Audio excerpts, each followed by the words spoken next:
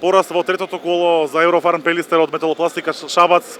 Урош Бордаш, кажи ми како ти го доживеа на преварот теренот? A dobro, nismo zadovoljni sigurno sporazom, ali nas teši to što igramo sutra finale. Moramo da uđemo 100% u utakmicu i da pokažemo kvalitet. Nadam se da ćemo osvojiti zlato i to nam je i cilj.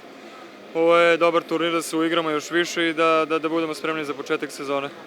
Во финалето ве очекува грчкиот Олимпијакос, нималку наивен тим, кажи ми колку го познавате овој тим и што може да очекуваме утре?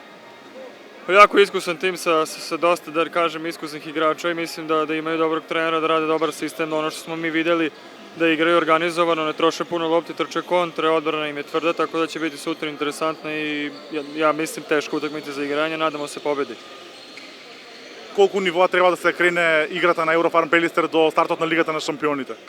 Pa treba još da se uigramo, nije još to, imamo dosta prijateljskih utakmica, nadam se da ćemo iskoristiti to u pravom smeru i da ćemo biti spremni za početak sezone.